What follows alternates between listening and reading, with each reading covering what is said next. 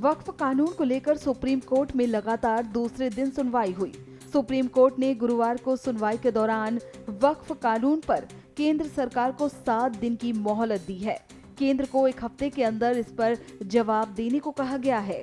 केंद्र का जवाब आने तक वक्फ संपत्ति की स्थिति नहीं बदलेगी, यानी कि सरकार के जवाब तक कानून पर यथास्थिति बनी रहेगी। आपने कोर्ट का, सुप्रीम कोर्ट के honourable chief justice of India के साथ जो बेंच का ऑर्डर आपने सुन लिया, हमारे काउंसिल निजाम पाशा ने वो काउंसिल है, किसी पेटिशनर की तरफ से काउंसिल है, मेरे ही फ्रेम है वो। आइंदा फिर जब पेशी होगी हम लोग कोशिश करेंगे, तो यही बात है। और कुछ आज मूवमेंट क्यों कर रहे हैं? नहीं, अभी जो सुप्रीम कोर्ट ने तो कह दिया है कि वक्फ बाय यूजर पे सुप्रीम कोर्ट ने 1 माह में स्टे लगाया है और वक्फ बाय यूजर के डिलीशन पर स्टे लगाया है और साथ ही साथ कोई सेंट्रल वक्फ काउंसिल के बनाने पर स्टे लगाया गया है, स्टेट वक्फ बोर्ड के बनाने पर स्टे लगाया गया है। पूरे सर, आज के फैसले से आप मुतमईन हैं सर, क्योंकि कल सुप्रीम कोर्ट 3 डायरेक्शन देने वाला था, लेकिन आप सेटिस्फाई है? आज का जो फैसला उससे आप सेटिस्फाई हैं सर? कितना आश्वस्त? देखिए, मैं joint working committee of parliament का मेंबर था। जितने अमेंडमेंट सरकार ने उसमें लाए थे, हमने उसकी मुखालिफत की और हमने डाइसेंट रिपोर्ट दिया।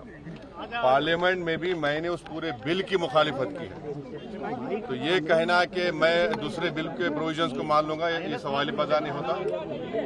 हम पूरे उस बिल को उस एक्ट को अनकॉन्स्टिट्यूशनल मानते हैं और ये आर्टिकल 25, आर्टिकल 26, 14 और 15 और 29 का ग्रेव वायलेशन है। ये हम पहले से ही बोल किया है और आज फिर आपके सामने रिपीट कर रहा हूँ। देखिए, सवाल देखिए, आपको पूरे उस कानून को समझने की जरूरत है।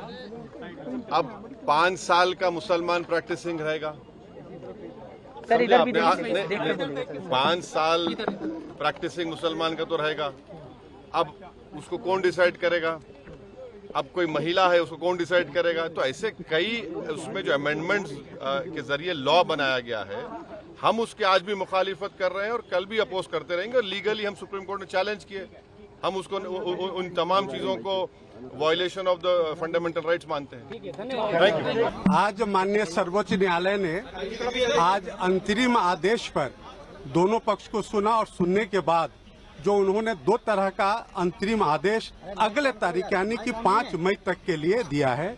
उनका जो पहला जो है अंतरिम आदेश कि वक्फ काउंसिल या वक्फ बोर्ड में कोई भी अपॉइंटमेंट, बल्कि उन्होंने स्टे नहीं किया है। जो भारत सरकार के सॉलिसिटर जनरल है, उन्होंने अपना स्टेटमेंट दिया है कि अगली तारीख तक न तो काउंसिल में न वक्फ बोर्ड में कोई अपॉइंटमेंट जो संशोधित कानून है उसके अनुसार किया जाएगा।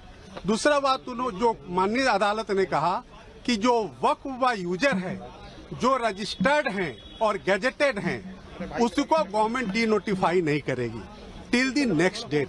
तो बड़ी इंपॉर्टेंट बात है कि जो रजिस्टर्ड एंड गैजेटेड हैं वही सिर्फ डी नोटिफाई नहीं होंगे, उसके अलावा संशोधन के हिसाब से सरकार कार्रवाई करने को स्वतंत्र है और जो संशोधित कानून है उस पर किसी भी तरह का अंतरिम आदेश नहीं है।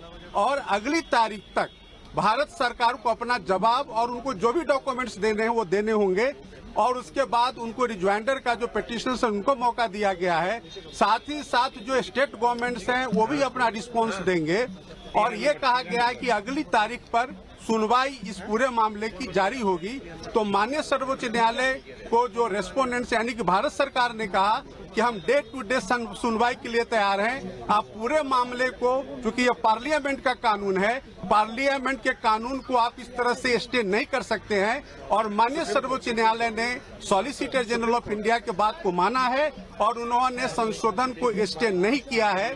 सिर्फ उन्होंने उनके 2 पॉइंट पे सॉलिसिटर जनरल के बात को रिकॉर्ड पे लेकर के और अगली तारीख 5 मई मुकर्रर कर दिया है और 5 मई से इस मामले की सुनवाई शुरू हो जाएगी। सर, यथास्थिति की बात कही गई, यथास्थिति को कैसे लिया जाए? नहीं, यथास्थिति मैंने आपको बताया कि 2 मुद्दों पर कि जो काउंसिल में और बोर्ड में अपॉइंटमेंट का जो मामला है वो अगली तारीख तक जो स्टेटमेंट सॉलिसिटर जनरल ने दिया है कि कोई अपॉइंटमेंट नहीं होगा और दूसरा जो है वक्फ व यूजर, तो माननीय सर्वोच्च न्यायालय ने अपने आदेश में लिखा है कि जो रजिस्टर्ड हैं और गेजेटेड हैं उसको गवर्नमेंट डी नोटिफाई नहीं करेगी अगले आदेश तक। सर आप कौन से क्लियर है सर, वक्फ बाई यूजर को डिनोटिफाई नहीं करेगी ना, मतलब नहीं वक्फ बाई नहीं, सिर्फ वही जो रजिस्टर्ड एंड गेजेटेड हैं। सर ये कोर्ट ने बोला है। हाँ बिल्कुल, ये ऑर्डर शीट में है। जो रजिस्टर्ड नहीं है, जो गेजेटेड नहीं है, उसको सरकार संशोधन कानून के हिसाब से डी नोटिफाई कर सकती है। सर आप किसके लिए अपियर हुए थे? मैं हिंदू सेना और हिंदू महासभा, दो हमारे एप्लीकेंट्स हैं, उनकी तरफ से मैं